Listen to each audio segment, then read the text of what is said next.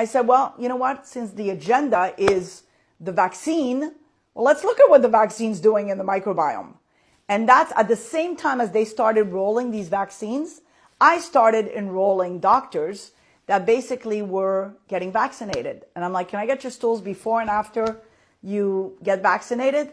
And sure enough, people would come to me and they're like, hey, I heard you're testing the microbiome. I want to have my baseline because just in case I change, I want to know what microbes I had before. So I'm like, yeah, happy to do it. So, this study, that was again, something I undertook myself and paid for myself. By the way, we applied for grants and all that, waste of time, waste of money. So I basically just dumped my money into this trial. So the first 4 patients I started noticing a month later, the bifidobacteria, this important microbe, is dropping in patients pre and post vaccination. So then I started asking myself, wait a minute, what's going on here? I mean, is it creating a bifidophage? Because this is precision medicine. This is forensics of the gut, right? You've got your microbiome this way before and you've got it after, and it's the same patient, and only a certain group of microbes are getting killed. You got to pay attention. So then, 10, 20, 30, 34 patients later, we're seeing this, killing of the bifidobacteria.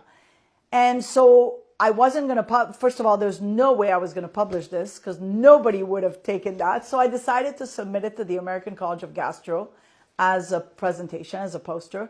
It got accepted at the American College of Gastro as a poster, and then it won the Best Research Award as a poster. So all my colleagues called me and said, hey, I saw your data. That's incredible. How do you think this is happening? The vaccine's supposed to be, improving your immunity. And we all know bifidobacteria is a huge part of immunity. How do you think it's happening? So then I said, I think it's creating a bacteriophage or bifidophage.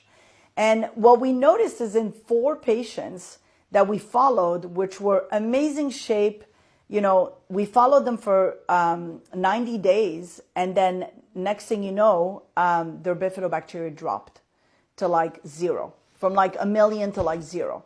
So it kept persisting. So there was a persistence in the damage, and not only 90 days, but 6 months, 9 months later.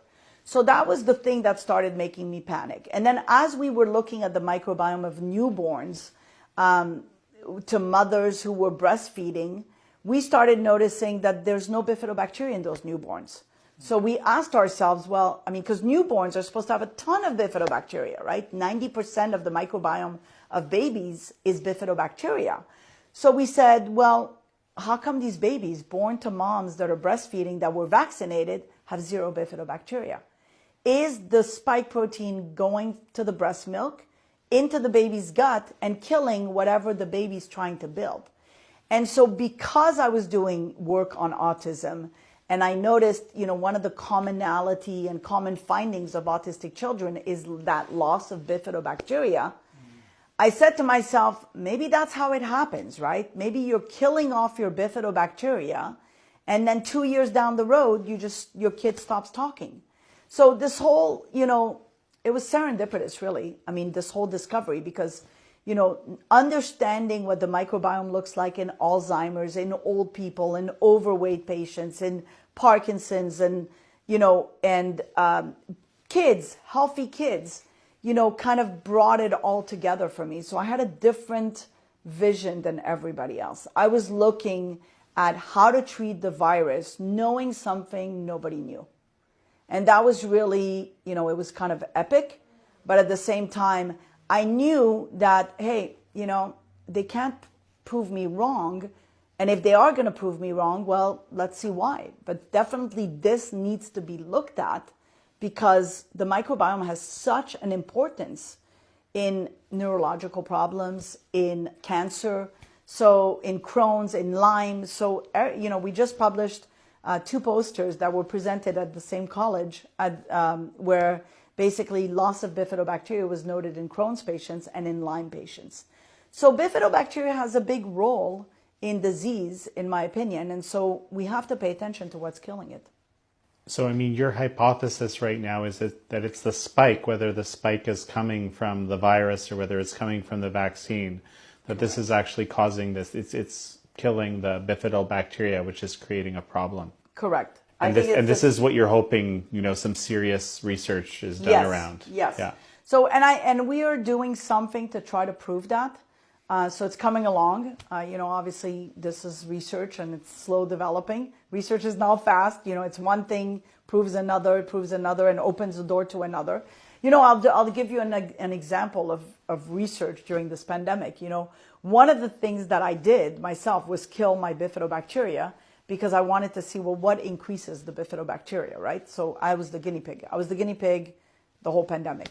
And, first to see, if I'm exposed to it, etc. And it basically, what I realized, one of the things, I was drinking a ton of kefir and my bifido is not increasing. I'm not really good at taking my vitamins, right? Because I'm stressed and I'm busy and I'm not a pill taker. But essentially I kind of let it die. And, I started testing my kefir and I looked, because we passed it through the machine, and we noticed that the kefir didn't have bifidobacteria in there, even though it says bifidobacteria. So I went to Whole Foods and Ralph. This is research, because here I am, I've just killed my bifido. I'm trying to boost it. Why isn't it increasing? So of course it opens a new research. And I went to Ralph's and the Whole Foods, picked up all the products that said bifidobacteria in the back. And we took 23 products. One of them was a $27 tonic water that had bifidobacteria in there. So I said, well, this got to be bifido because $27. I mean, come on. Anyway, so we shook them. We took the sample. Only 3 of them had bifidobacteria. Unbelievable. So so you become an aware customer, right? So this is what research is all about. Research is about, why isn't this happening? Let me figure out why this is not happening. And of course, my kefir didn't have bifidobacteria. How am I going to increase my bifido if it doesn't have bifido, right? So then I started doing my own stuff, the fermented foods and all the stuff that I know how to do. And basically, I'm happy to say I'm back to my normal bifidobacteria. But this is what research is about.